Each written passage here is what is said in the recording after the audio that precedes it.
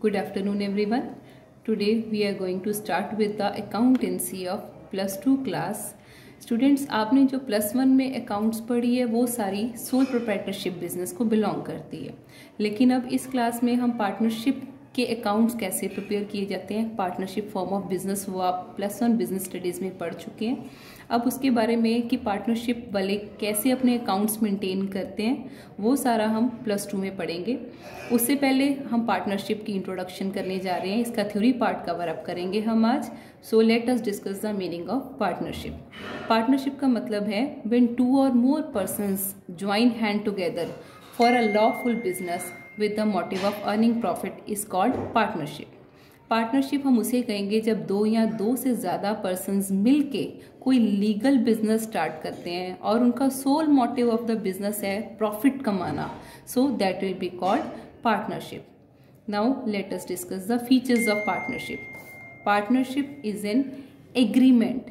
Agreement means partnership तब शुरू होगी जब 2 या 2 से ज़्यादा पर्सन्स आपस में एग्रीमेंट करेंगे। वो एग्रीमेंट रिटन भी हो सकता है या ऑरल भी हो सकता है। Second feature is plurality of persons. It means single person कभी भी पार्टनरशिप स्टार्ट नहीं कर सकता। पार्टनरशिप शुरू करने के लिए 2 या 2 से ज़्यादा पर्सन्स रिक्वायर्ड है। Next is lawful business. Partnership सिर्फ लीगल काम के लिए स्टार्ट की जा सकती है, इलीगल काम के लिए नहीं। वॉलंटरी एसोसिएशन, इट मीन्स जिस पर्सन की इच्छा हो सिर्फ वही पार्टनरशिप ज्वाइन करेगा, जिसकी विलिंगनेस ना हो वो पार्टनरशिप ज्वाइन नहीं करेगा। It is optional for us. Next is sharing of profits.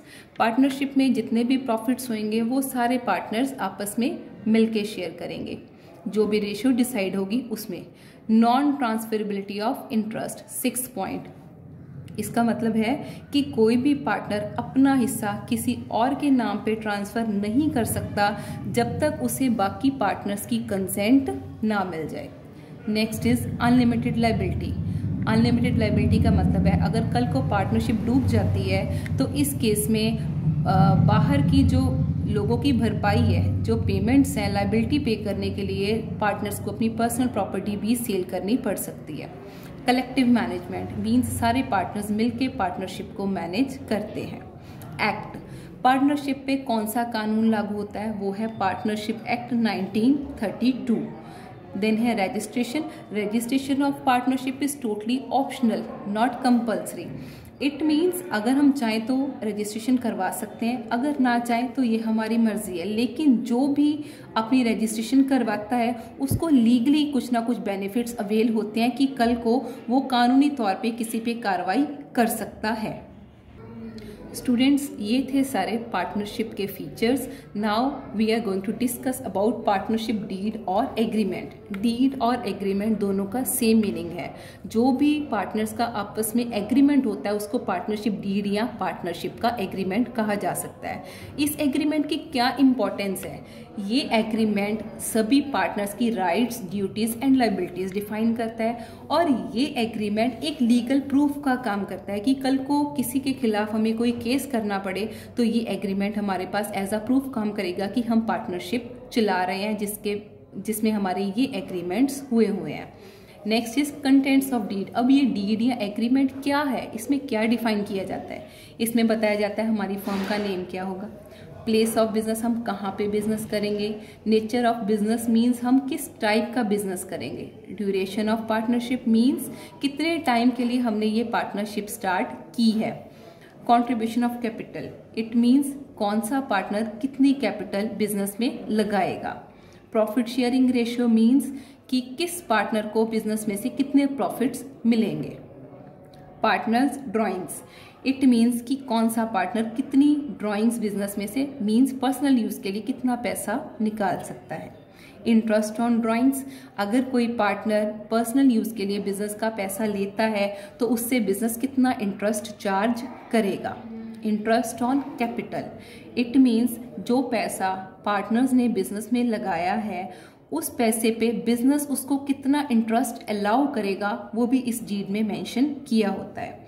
अगर कोई नेक्स्ट पॉइंट इज अगर कोई पार्टनर एक्स्ट्रा टाइम डिवोट कर रहा है तो उसको कितनी सैलरीज, फीस, बोनस या कमीशन लेने का राइट है, वो भी डीड में गिवन होता है। मेथड ऑफ कीपिंग अकाउंट्स हमने कैश बेसिस पे मेंटेन करने हैं या कैसे मेंटेन करने हैं, वो भी डीड में मेंशन होता है। Duties, powers and functions of partners means किस पार्टनर की क्या ड्यूटी है, उनकी क्या पावर्स हैं, वो सब कुछ इस डीड में गिवन होता है। वैल्यूएशन ऑफ गुडविल, अगर हम जानना चाहते हैं कि हमारे बिजनेस की मार्केट में क्या गुडविल है, वो कैसे कैलकुलेट होगी, उसके वेरियस मेथड्स हैं जो हम इसके बाद नेक्स्ट चैप्टर में स्टडी करेंगे।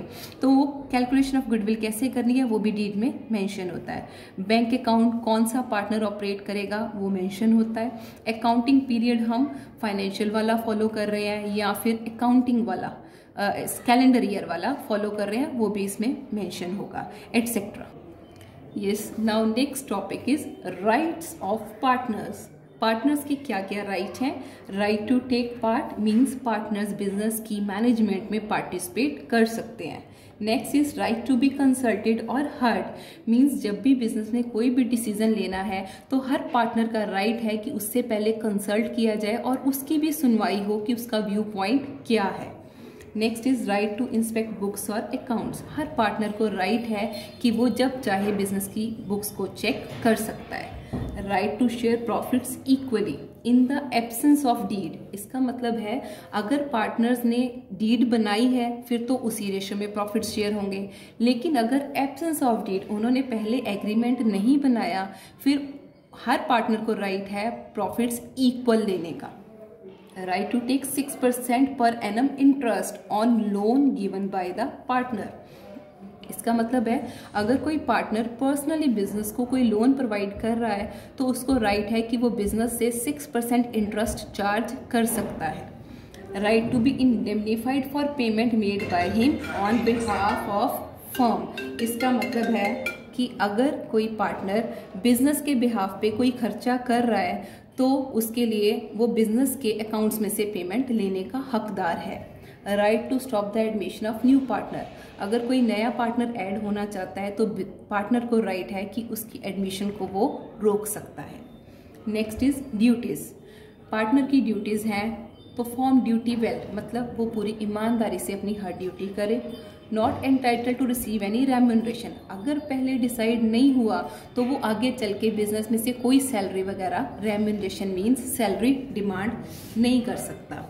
टू इंडेमनीफाई द फर्म, अगर उसकी लापरवाही, जानबूझ के की हुई लापरवाही से बिजनेस को कोई लॉस होता है तो उसकी भरपाई उस पार्टनर को करनी पड़ेगी। Not to make any private profits with business property, किसी भी पार्टनर की ड्यूटी बनती है कि वो बिजनेस की प्रॉपर्टी में से पर्सनली कोई प्रॉफिट्स ना कमाए।